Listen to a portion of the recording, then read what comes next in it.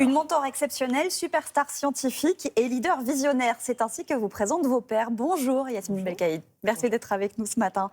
Vous êtes seulement la deuxième femme à occuper ce poste dans l'histoire de ce prestigieux laboratoire. J'imagine que c'est une grande fierté pour vous. Oui, c'est une très grande fierté. L'Institut Pasteur, en fait, j'ai été formée à l'Institut Pasteur On en va y Algérie. revenir. Ouais. Et je reviens en fait dans cette maison que j'aime énormément. Ouais. Nous sommes le 8 mars, journée internationale des droits des femmes. Il y a un chiffre qui nous a interpellés. 29% des chercheurs scientifiques sont des femmes. Ça reste encore un truc de mec, les sciences. Dans les mentalités, en tout cas. Dans les mentalités. Et en plus, ce chiffre est encore pire si on pense maintenant aux professeurs, qui sont à moins de 20%. Et si on pense vraiment à des positions de leadership, encore moins. Comment on l'explique? Est-ce que c'est dans les familles? Et est-ce que l'école, peut-être, entretient ces clichés, finalement, que les sciences, c'est pour les mecs? Mais je pense qu'il y a eu des problèmes du passé, il y a des problèmes du présent. Les problèmes du passé étaient beaucoup plus complexes, parce que c'était vraiment un monde très patriarcal. Il y avait un modèle de l'homme scientifique. Et je pense qu'en fait, il y a eu des progrès, mais de façon assez triste, on va vers l'arrière, je trouve. Ah, vous trouvez qu'on revient en arrière? Et on revient en arrière. Je me rends compte notamment en France, si on regarde les chiffres justement des jeunes étudiantes, même à l'école, qui rentrent dans les carrières scientifiques, il y a une régression.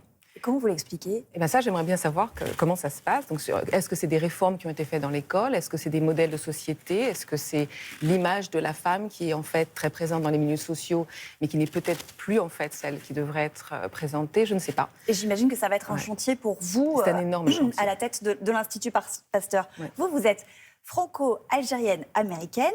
Vous êtes née à Alger, mais je crois que c'est en France que vous avez rencontré les sciences. Expliquez-nous.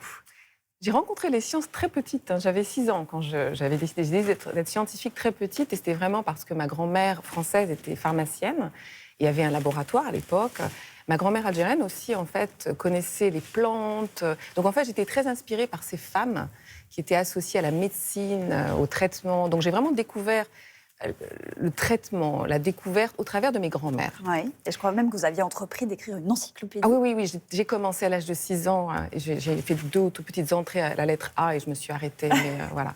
Donc j'avais commencé très tôt. Mais la science, j'ai découverte toute ma vie, je l'ai découverte en Algérie aussi. Oui. J'ai travaillé à l'Institut Pasteur d'Alger sur les maladies parasitaires, et puis je suis arrivée en France pour faire ma thèse, donc...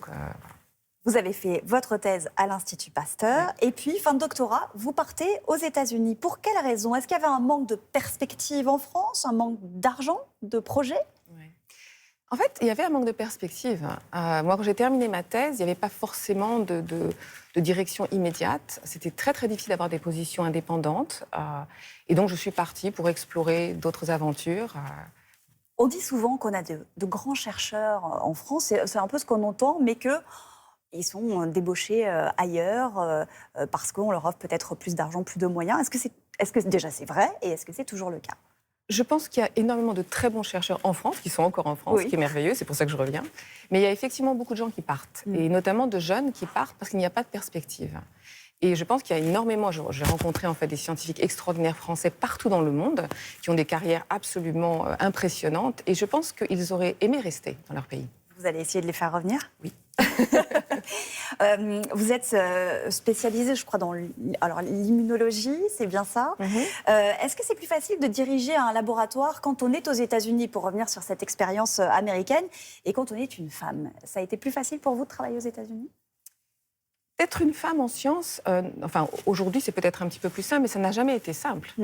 Et moi, je sais que même aux États-Unis, en fait, j'ai rencontré aussi des obstacles. Je me rappelle, en fait, avoir terminé ce qu'on appelle le postdoctoral training et n'être pas très sûre de ma carrière après. Il n'y avait pas de role model, il n'y avait pas de gens à qui je pouvais m'identifier. Il n'y avait pas spécialement de mentorat qui était spécialisé. Donc, en fait, même moi, en fait, j'ai un petit tubé au travers de tout ça. Et je pense que ma passion pour la recherche, c'est ce qui m'a vraiment portée. Mais ce n'est pas forcément l'environnement. Oui. Oui.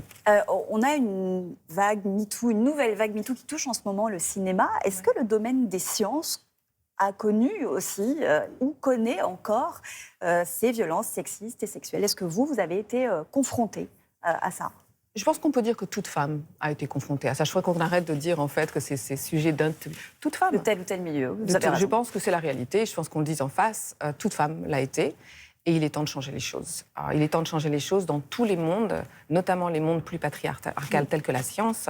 Je pense qu'il y a encore beaucoup de travail à faire. Quelle a été votre première décision lorsque vous êtes entrée en fonction le 2 janvier à la tête de l'Institut Pasteur? Ma première décision a été de nommer à mon niveau, c'est-à-dire en fait au niveau de leadership, une directrice de la diversité et de l'inclusion. Donc, nous sommes en fait le premier organisme de recherche en France, je crois, qui a nommé quelqu'un dans un poste de direction pour travailler avec moi, pour justement réparer certains déficits. La concurrence internationale est très forte sur le plan de la recherche. Est-ce que la France investit assez dans ce domaine? La France n'investit pas assez. La France, en fait, a fait des choix depuis maintenant 10-20 ans d'investir moins dans la recherche que d'autres pays à haut niveau économique. La France est à 2,1% de son GDP, qui, par exemple, l'Allemagne est 4%. Oui. Et en fait, il y a des coupes récentes qui vont en fait affecter encore plus la recherche. Donc la France, d'une façon très surprenante pour moi, n'investit pas assez. Et c'est vraiment catastrophique. Parce que de ne pas investir dans la recherche, ça fait en fait une interruption dans un processus de recherche qui a des conséquences aujourd'hui, mais des conséquences pour demain. Et je pense qu'il y a vraiment un problème grave et d'urgence de se remettre à investir en recherche. Et j'imagine que ça va être l'un des objectifs Oui. de votre mission. C'est un poste éminemment politique. Ça veut dire que vous allez abandonner les recherches et le labo? Non. Je ne peux pas abandonner les recherches. Je suis vraiment une scientifique dans l'âme et je vais garder une activité de recherche que je vais protéger, notamment une activité de recherche sur la santé de la mère et de l'enfant, qui sont des thèmes qui me tiennent énormément à cœur, des thèmes qui ont été très négligés. On revient à nouveau au patriarcat dans la recherche.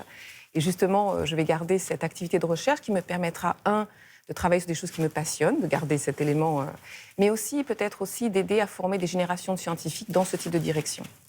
Leader, visionnaire et une mentor exceptionnelle. Je répète ce que disent à propos de vous, vos pères. Merci beaucoup, Un grand Yasmine merci. Belkaïd, d'avoir été avec nous ce matin. Merci.